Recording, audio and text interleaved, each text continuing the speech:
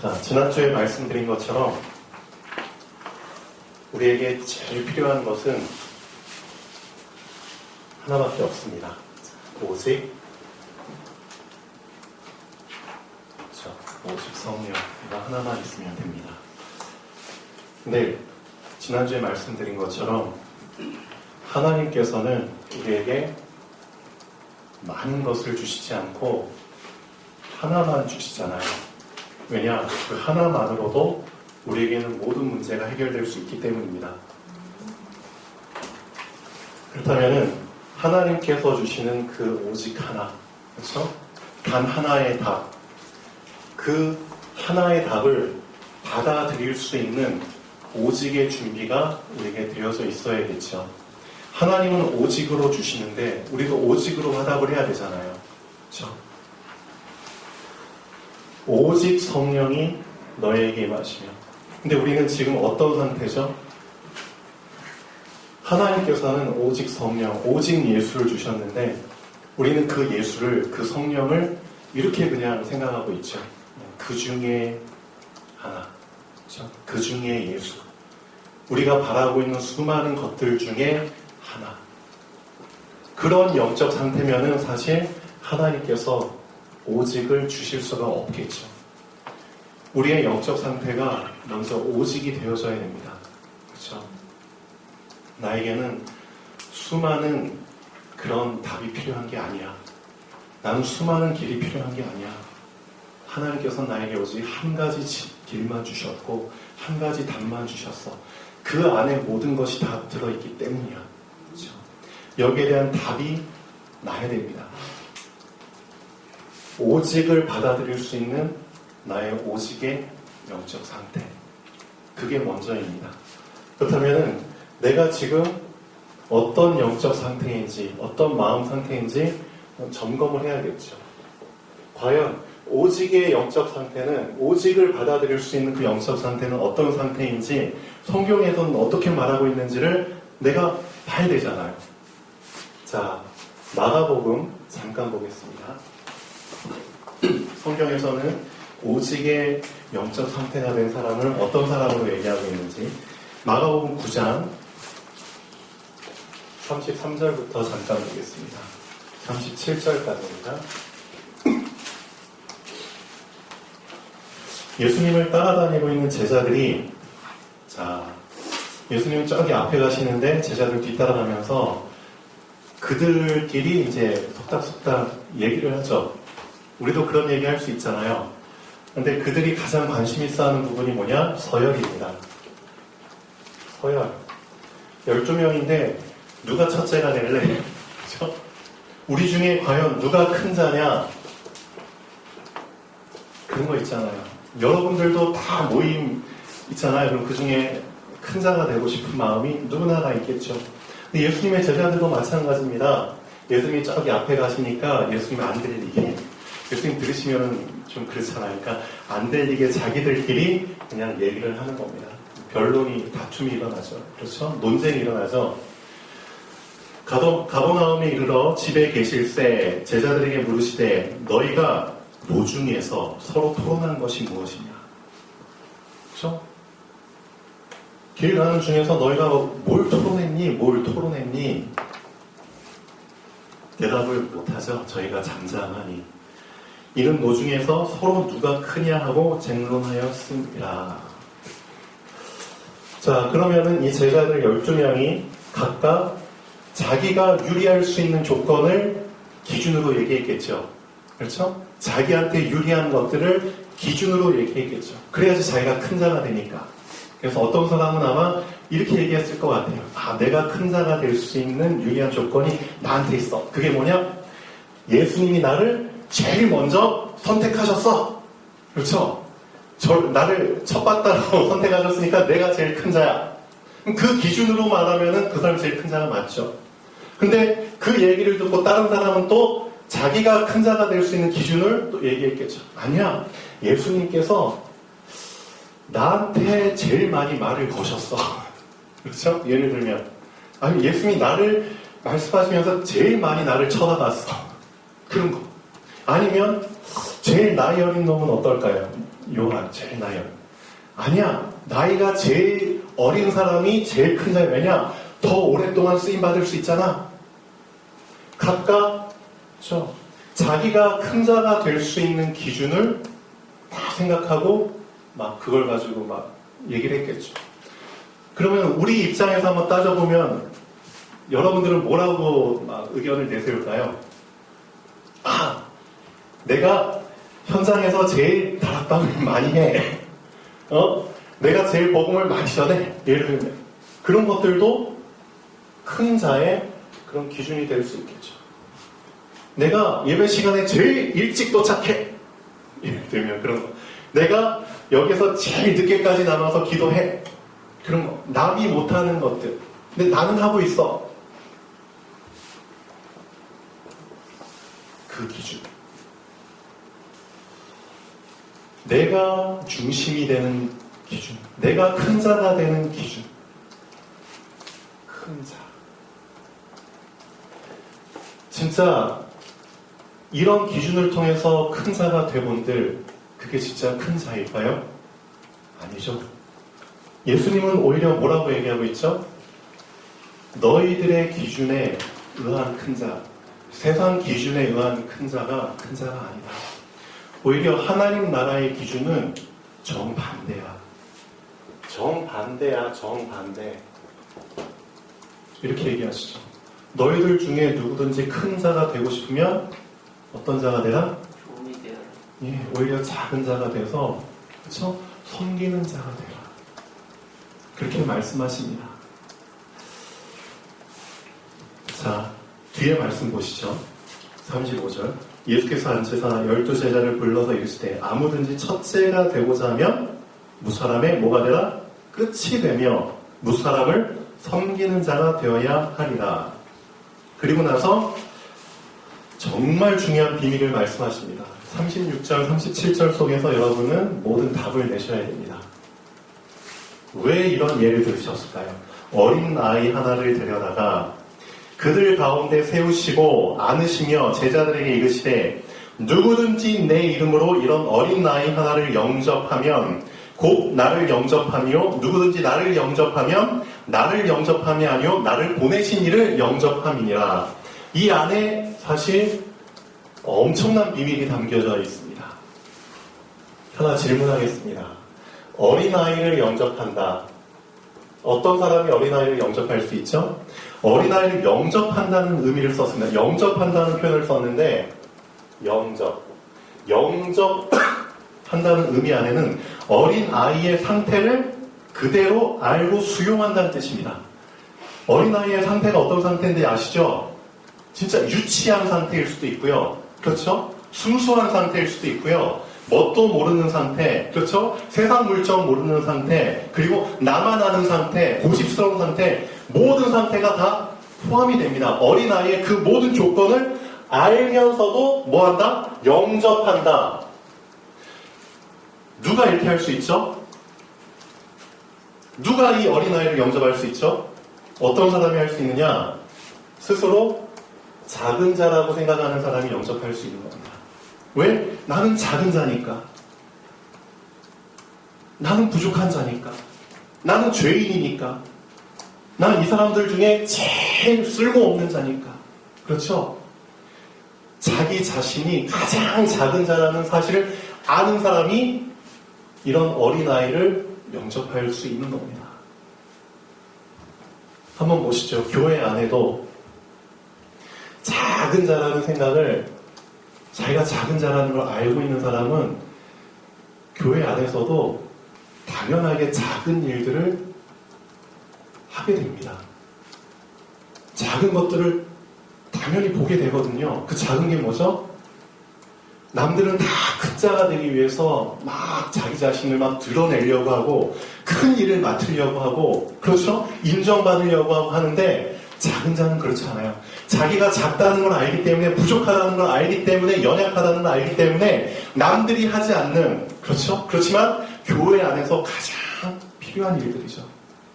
어떻게 보면은 빛도 나지 않는 일이에요. 빛도 없이 이름도 없이 남들 그렇죠? 다 밖에 신경 쓰고 그런 거 신경 쓰는데 나는 조용히 와서 청소.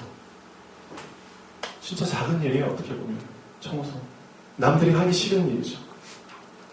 특히 밑에 가서 밥 먹을 때 상 준비하고, 그렇죠? 닦고 식사 준비하고, 식사 남들 다 맛있게 먹으면 뭐 남았죠?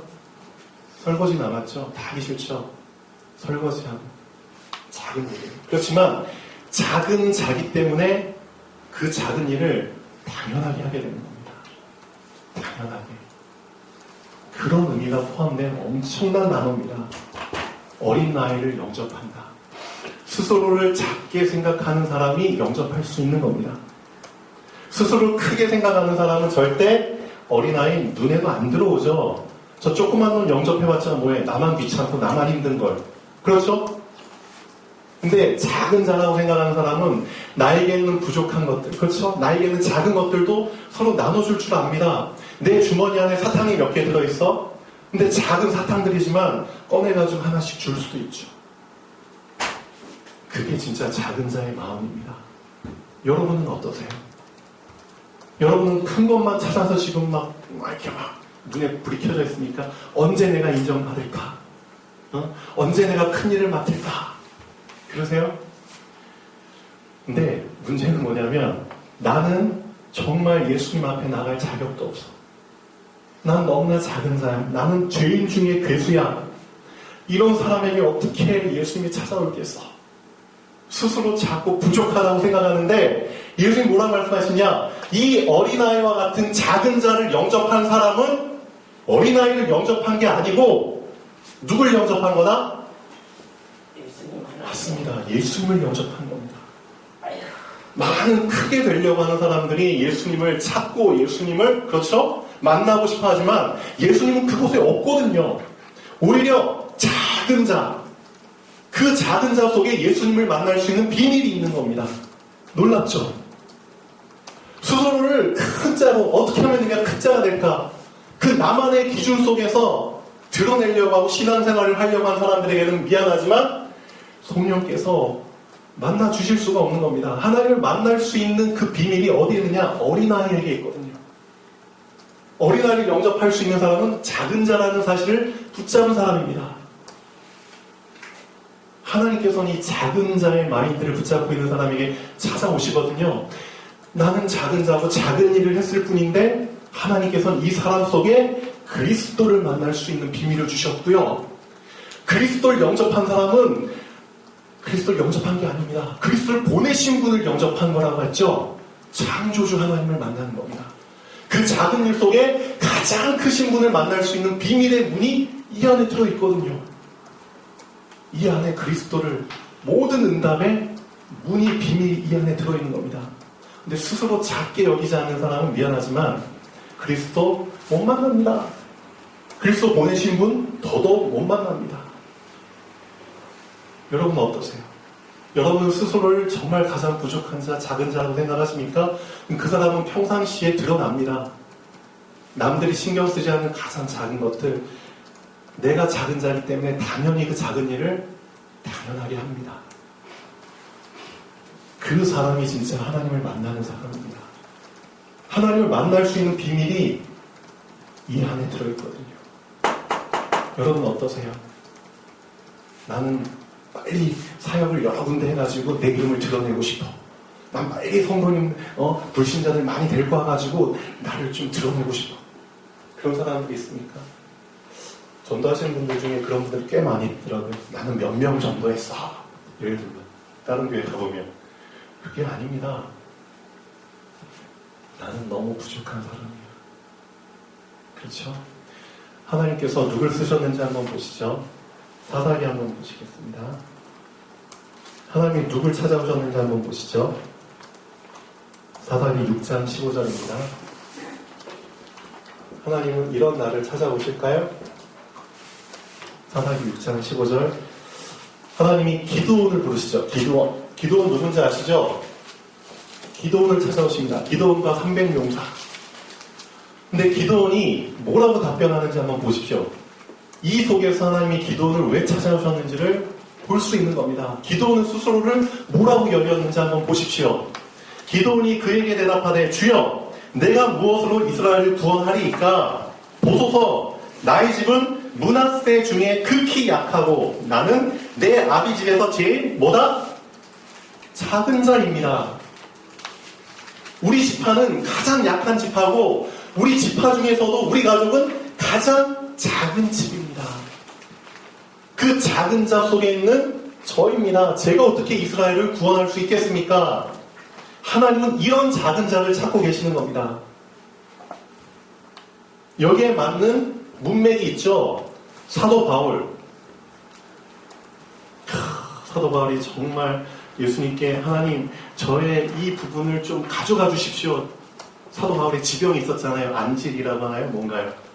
이 부분이 정말 떠나가기를 정말 3번 간절히 하나님께 기도했는데 하나님께서 이렇게 말씀하시죠. 내 은혜가 너한테 족하도다. 왜? 이는 내 능력이 약한 데서 온전하여지기 때문이야. 그렇기 때문에 나는 너무 기뻐서 이제 나의 약함을 자랑할 거야. 바울이 얘기하잖아요. 왜? 이는 내가 약할 때 곧 강함이니라. 그게 이 부분입니다. 내가 너무 연약하구나. 나는 작은 자구나. 그걸 정말 붙잡을수록 하나님의 강함이 드러나는 겁니다. 하나님은 이런 사람을 찾고 계시는 겁니다. 하나님 그 작은 자를 통해서 뭘 하실까요? 자, 이사야서 보시죠. 60장 22절입니다. 하나님이 왜 작은 자를 찾으시는지 아셔야 됩니다. 하나님의 놀라운 계획은 작은 자 속에 있거든요. 스스로를 작게 여기는 자. 근데 우리하고는 정반대죠. 우리는 누가 크냐? 누가 크냐? 이사야서 60장 22절. 그 작은 자가 천을 이루겠고 그 약한 자가 강국을 이룰 것이라. 때가 되면 나 여호와가 속히 이루리라. 하나님의 세계 복음화의 놀라운 계획이 작은 자 속에 있는 겁니다. 약한 자 속에 있는 겁니다. 그럼 나는 자 마태복음 25장 40절 45절 보시면 예수님이 말씀하시죠. 나는 작은 자이기 때문에 작은 것밖에 못했어. 근데 그게 그 작은 사람에게 작은 일을 한 그 사람에게 한 게 아니라 누구한테 한 거다? 그렇죠. 그겁니다. 임금이 대답하여 가라사대 25장 40절 마태복음 내가 진실로 너희에게 이르노니 너희가 여기 내 형제 중에 지극히 작은 자 하나에게 한 것이고 내게 한 것이니라. 근데 만약에 스스로를 크게 여기고 작은 자는 눈여겨보지도 않는 그 사람은 어떻게 되죠? 이에 임금이 대답하여 가라사대 내가 진실로 너에게 이르노니 이 지극히 작은 자 하나에게 하지 아니한 것이고 내게 하지 아니한 것이니라. 다 놓쳐버리는 거죠. 스스로를 크게 여기는 사람, 스스로 비교의식 속에서 그렇죠. 어떻게 하면 내가 크게 될까? 어떻게 하면 내 이름을 높일까? 완전히 자기 기준이잖아요. 자기 중심이잖아요. 그 사람이 어떻게 오직을 붙잡겠어요? 오직을 붙잡을 수 있는 조건의 사람은 정말 내가 연약하구나. 난 지극히 작은 자구나. 그래서 오직 성령 하나님의 도우심이 없으면 할 수 없구나. 그걸 붙잡는 사람이 오직을 받아들일 상태가 된 사람입니다. 사도 바울은 뭐라고 고백했는지 아세요? 사도 바울? 자, 한번 보시죠. 에베소서 3장 8절입니다. 왜 하나님이 사도 바울을 쓰셨는지 이 고백만 봐도 알 수 있죠. 제일 큰 전도자로 하나님 쓰셨습니다. 왜? 사도 바울은 본인 자신을 어떻게 알고 있었죠? 에베소서 3장 8절 모든 성도 중에 지극히 작은 자보다 더 작은 나에게. 여러분은 여러분 자신을 어떻게 생각하세요? 난 그나마 이 사람보다는 크겠지. 난 성경도 많이 알고 나름대로 교회에서 어느 정도 위치도 있고 자리도 있으니까. 그게 아닙니다. 사도 바울은 이렇게 말했잖아요. 모든 성도 중에 지극히 작은 자보다 더 작은 나에게 이 은혜를 주신 것은 측량할 수 없는 그리스도의 풍성을 이방인에게 전하게 하시기 위해서. 하나님이 왜 작은 자를 필요하시는지 빨리 눈치채셔야 됩니다. 사도 바울 사도였습니다. 그런데도 본인은 뭐라고 생각했는 줄 아세요? 고린도전서 15장 9절. 여러분도 전도자 맞습니다. 근데 여러분은 여러분 자신을 어떻게 생각하셔야 되죠? 15장 9절.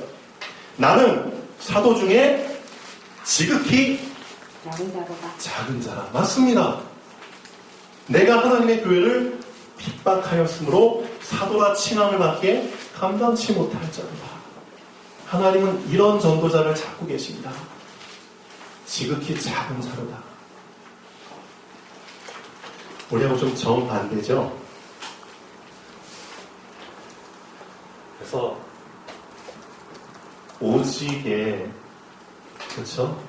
오직을 받을 수 있는 영적 상태는 제가 볼 때 정말 내 스스로를 지극히 작은 자로 항상 인정하고, 그렇기 때문에 나는 오직 주 예수 그리스도가 아니면 안 돼. 날마다 이런 결론이 난 자입니다.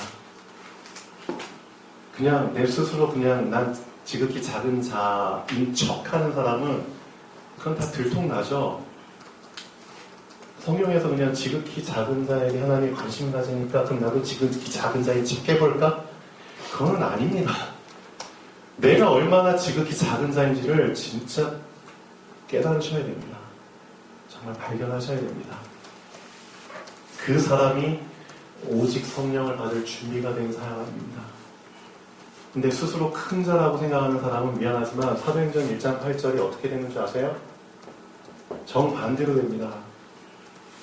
큰 자로 생각하는 사람은 이 사도행전 1장 8절 말씀이 어떻게 바뀌는 줄 아세요? 오직 성령이 너희에게서 멀어지면, 그렇죠? 큰 자에게는 멀어집니다. 너희가 권능이 아니라 저주를 받고 예루살렘과 온 유대와 사마리아와 땅끝까지로 내 뭐가 되리라? 내 망신이 되리라. 정반대로 되는 겁니다. 스스로 큰 자로 여기는 사람인데 어떻게 성령께서 임하시겠습니까?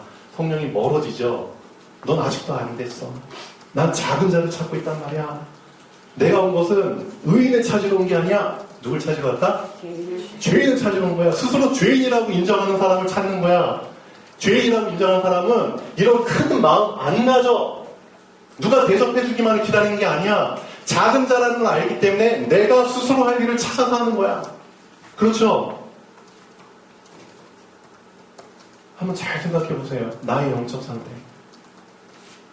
오직의 영적 상태인지. 그러면서 또 마가복음 9장 또 뒷부분에 보면은 또 예수님이 하나 또 예를 들어 주시죠. 38절부터 42절까지입니다. 마가복음 9장. 왜 예수님이 이런 부분들을 언급하셨는지를 좀 잘 생각하셔야 됩니다. 너희들의 영적 상태가 지금 이렇잖아. 스스로 큰 자라고 생각하는데 어떻게 오직을 받겠어? 또 너희 기준이 이렇게 강한데 9장 38절 42절 요한이 예수께 여짜오되, 요한 알죠? 요한. 선생님, 우리를 따르지 않는 어떤 자가 주의 이름으로 귀신을 내어 쫓는 것을 우리가 보고 우리를 따르지 아니함으로 금하였습니다. 이게 말이 됩니까? 근데 이런 짓을 해버리죠. 분명히 저 사람이 우리를 따르지는 않아. 근데 저 사람이 어떻게 했다고요? 주의 이름으로, 그리스도 이름으로 귀신을 쫓아내. 우리를 따르는 게 중요합니까? 그리스도 이름으로 귀신 쫓아내는 게 중요합니까? 그리스도 이름으로 쫓아내는 게 중요한 거잖아요. 근데 지금 요한은 그 제자라고 하는 한 사람이 이렇게 얘기합니다. 그리스도 이름으로 귀신 쫓아내는 게 중요한 게 아니야. 우리를 따르는 게 중요한 거야. 우리는 어떻습니까? 응? 내가 한 말을 안 따르면은 미워하고, 그렇죠? 내 의견에 동조 안 하면 미워하고, 그거잖아요. 저 사람도 예수님을 믿고 있는 사람인데, 저 사람도 나름대로 인도받고 있는 사람인데, 내 기준대로 우리 모임에 안 들어왔다고 금하였나이다. 그럼 그 사람은 어떻게 될까요? 응? 실제 요한이 그 사람한테 얘기했잖아요. 그 사람, 우리를 따르지 않지만 주의 이름으로 귀신을 내어쫓는 그 사람에게 요한이 뭐라고 얘기했죠? 너 예수 이름으로 귀신 쫓지 마 라고 했죠. 그럼 그 얘기를 들으면 그 사람은 어떻게 될까요? 그래서 42절 얘기가 나옵니다. 또 누구든지 나를 믿는 이 소자 중 하나를, 그 사람도 예수님을 따르진 않지만 예수 믿잖아요. 나를 믿는 이 소자 중 한 사람을 뭐하게 하면? 실족해 하면. 요한이 그 사람을 실족해 한 겁니다. 너무 무서운 일이죠. 차라리 연자맷돌을 그 목에 달리고 바다에 던지우는 게 나으리라. 우리가 지금 그런 짓을 하고 있는 겁니다. 어떻게 보면은. 우리를 따르는 게 중요합니까? 이게 우리 기준이잖아요. 스스로 큰 자라고 생각하니까 이런 짓을 하는 거잖아요. 그게 아닙니다. 저 사람도 그리스도를 믿는다? 그러면 그 그리스도를 믿는, 그렇죠? 41절. 그래서 이렇게 말씀하시죠. 누구든지 너희를 그리스도에게 속한 자다. 이게 중요한 겁니다. 이 사람이 우리에게 속하진 않았지만 이 사람은 분명히 그리스도에게 속한 자야. 그 사실 하나만으로도 그 사람에게 악수를 청할 수 있고 냉수를 줄 수 있는 이 사람은 뭘 잃지 않겠다? 상을 잃지 아니하리라. 근데 너희는 우리에게 속하지 않았기 때문에 이 사람에게 냉수를 안 줘? 그럼 어떻게 되는 거죠? 그래서 진짜 주님이 찾고 있는 자, 스스로 크게 여기는 자, 스스로 내가 기준이 되어야 돼. 그런 사람에게는 주님께서 오실 수가 없겠죠. 마가복음 9장의 이 두 가지 사건을 통해서 우리는 진짜 붙잡아야 됩니다. 내가 기준이 아니라, 우리가 기준이 아니라, 뭐가 기준이다? 그리스도가 기준입니다. 맞죠?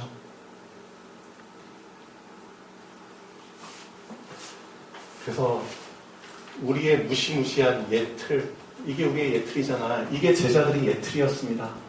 예수님을 쫓는 제자들이면서도 제자들 수준이 이랬다니까요. 이게 제자들의 예틀이거든요. 이 틀을 깨지 않는 이상 안 되는 겁니다. 우리도 이런 틀이 있잖아요. 교회 안에. 스스로를 크게 여긴다? 미안하지만 이미 아니겠지. 그래서 오늘 말씀을 통해서 내가 진짜 오직 성령을 구하고 있지만 오직 성령께서 아직도 나에게 권능으로 임하지 않는 이유가 여기 있었구나. 내가 오직을 받아들일 영적 상태가 이미 전혀 안 돼 있구나. 하나님께서는 진짜 오직을 받아들일 영적 상태, 어떤 상태? 나는 지극히 작은 자 중에 그 작은 자보다 더 못한 사람이다. 난 죄인이다. 그런 사람에게 하나님께서는 찾아오시겠죠. 그래서 마가복음 9장 36절, 37절을 진짜 정말 깊이 묵상해보는 시간이 있으면 좋겠습니다. 어린 아이 하나를 영접했을 뿐인데 그 안에 예수 그리스도를 만나는 길이, 비밀이 있고 그 안에 창조주 하나님을 만나는 비밀이 들어있는 겁니다. 그래서 모두 이런 비밀을 붙잡은 우리 성도님들 되면 정말 좋겠습니다. 네. 자, 오늘 본문 말씀도 사실은 마찬가지입니다. 하나님 앞에, 우리가 하나님 앞에 섰다? 그럼 하나님께서 뭘 말씀하실까요? 여러분이 하나님 앞에 섰다. 코란데요. 하나님께서는 이걸 말씀하십니다. 오늘 읽은 말씀이 이스라엘 민족의 언약의 여정의 역사를 하나님이 그냥 쭉 이야기하듯이 완전히 한 번에 쭉 정리해서 말씀하시잖아요. 아브라함 때까지 거슬러 올라갑니다. 아브라함 때까지. 너희 조상 아브라함. 근데 이 아브라함의 누구까지 언급하시죠? 할아버지, 아빠. 그렇죠? 보시죠. 여호수아가 모든 백성에게 이르되 이스라엘의 하나님 여호와께서, 보시죠. 제가 줄거는 부분들. 내가 이끌어낸 거야. 그리고 내가 씨를 번성하게 하려고 주었어, 이삭을. 그렇죠? 또 내가 애굽에 있는 너희들한테 모세와 아론을 보냈어. 하나님이 절대 여정 속에서 깊이 개입하셨다는 부분들을 하나님 입으로 계속 얘기하고 계십니다. 근데 우리는 이런 눈이 지금 안 열려 있잖아요. 하나님이 나를 선택하셨고, 그렇죠? 하나님의 언약의 여정 안에 들어오게 하셨는데 우리는 이 눈이 전혀 안 열려 있는 겁니다. 그러니까 우리의 언약의 여정은 엉망이죠. 보이지 않고 지금 장님처럼 가니까 얼마나 불안하겠습니까? 이 길인지 저 길인지. 하나님께서는 우리에게 알려주시는 겁니다. 너 나의 절대 계획 속에 이미 있었어. 하나님이 나를 선택하셨구나. 그렇죠? 그 사실을 빨리 붙잡으라는 겁니다. 그리고 너는 나의 절대 여정 속에 있는 거야. 너의 모든 일 속에 내가 개입했어. 그걸 빨리 볼 수 있는 눈이 열리라는 겁니다. 그래서 이삭을 줬고 또 모세와 아론을 보냈고 또 너희를 인도하여 내었어. 그렇죠? 그 다음에 광야에서 그렇죠? 너희들을 그 대적들을 너희 손에 넘겨줬어. 또 그 땅을 점령하게 했어. 다 나오죠. 또 발람 같은 사람들 너희를 저주하려고 꼬임 받아가지고 보냈는데 오히려 너희를 축복하게 만들었어. 그리고 나는 그들 손에서 너희를 건져냈어. 그들의 왕들을 너에게 넘겨줬어. 두 왕들을 너희 앞에서 쫓아내게 했어. 너희에게 이 성읍을 주었어. 그리고 결국 너희에게 여기에 거주하게 만들었어. 이게 하나님께서 다 개입하신 결과들이잖아요. 그것을 하나님께서 알게 하시는 겁니다. 너는 하나님의 절대 계획 속에 있어. 그리고 너는 절대 여정 속에 있기 때문에 아무도 너를 못 건드려. 그리고 결국 너는 하나님의 절대 목표를 이룰 사람이야. 하나님께서 목표를 이루게 만드시는 겁니다. 이 사실을 여러분은 얼마나 인정하십니까? 하나님이 왜 이렇게까지 이스라엘의 언약의 여정을 쭉 처음부터 끝까지 나열을 하셨을까요? 그럼 하나님께서는 나의 인생의 여정의 역사를 이렇게 나열하실까요? 안 하실까요? 하시겠죠? 그걸 통해서 뭘 붙잡기를 원하시죠? 너 정말 하나님 앞에 섰어? 그럼 내가 너한테 얘기할 건 하나야. 너는 나의 절대 계획 속에 있었어. 너는 나의 언약의 여정 속에 같이 가고 있었어. 가고 있어. 그리고 너를 통해서 나의 절대 목표를 이루는 거야. 여기에 대한 절대 믿음을 하나님 붙잡기를 원하시는 겁니다. 그러니까 아무 염려할 필요 없어. 염려할 필요 없어. 이스라엘의 역사가 증명하잖아. 그렇죠? 하나님은 우리에게 이런 믿음을 붙잡기를 원합니다. 그래서 정말 내가 오직 예수 그리스도 이 한 분 붙잡으면 진짜 다 끝나는 거구나. 맞죠? 이것이 바로 오직을 받아들일 준비가 되는 영적 상태입니다. 결론 보시죠. 창조주 여호와 하나님께서 여호수아를 통해 이스라엘의 여정의 역사를 명확하게 정리해 주셨습니다. 나의 역사도 하나님이 정리해 주시겠죠? 여러분이 하나님 앞에 조용한 시간에 하나님 앞에 설 때 여정 중에 수없이 많은 일들을 만났죠? 만나고 계시죠? 근데 알고 계셔야 됩니다. 그 일들은 이미 다 하나님의 계획 속에 있는 일들이었습니다. 인정하시죠? 그 일들 속에 하나님이 직접 개입하셨습니다. 맞죠? 그리고 그 일들을 통해 하나님의 목표를 이루시는 것입니다. 또 이루고 계십니다. 그래서 하나님 앞에 선 사람은 이것을 볼 수 있는 눈이 열려야지. 자, 중요한 단어가 나죠. 비로소. 그때 비로소 언약의 여정을 어떻게 한다? 누리면서 갈 수 있는 겁니다. 이 눈이 안 열린 사람은 언약의 여정을 가도 불안하게 가죠. 그게 말이 안 되는 거잖아요. 하나님과 함께 가는 여정인데 불안하게 두려움 속에 사람 눈치 보면서 말이 안 되죠. 이 부분을 빨리 결론을 내십시오. 비로소 언제 눈이 열리는지, 언제 언약의 여정을 누릴 수 있는지를. 그래서 오늘 결론은 그겁니다. 진짜 하나님 앞에 서는 시간을 꼭 만드십시오. 한 곳에도 방해받지 않고 진짜 하루 중에 한 번이라도 하나님 앞에 설 수 있는 그 시간을 꼭 만드십시오. 하나님께서 알려주실 겁니다. 너는 나의 절대 계획 속에 있어. 그렇죠? 너는 나와 함께 가는 거야. 그렇죠? 그 그걸 붙잡은 사람에게 오직 성령이 임하시는 거야. 그걸 붙잡은 사람에게. 오직 성령은 아무한테나 임하는 게 아니야. 여러분 말씀 많이 들었잖아요. 오직 성령이 왜 마가다락방에만 임하셨을까요? 그 오순절의 날이 됐을 때 수없이 많은 장소와 현장과 사람들도 남아 있는데 왜 하고 많은 사람들 중에 마가다락방에 그 120명에게만 임하셨을까요? 왜? 그 사람들은 오직 성령을 받아들일 오직의 준비가 됐잖아요. 맞죠? 알고 계셔야 됩니다. 그 오직의 영적 상태를 유지할 수 있도록 하나님 앞에 서는 시간 꼭 가지십시오. 기도하겠습니다. 창조주 하나님,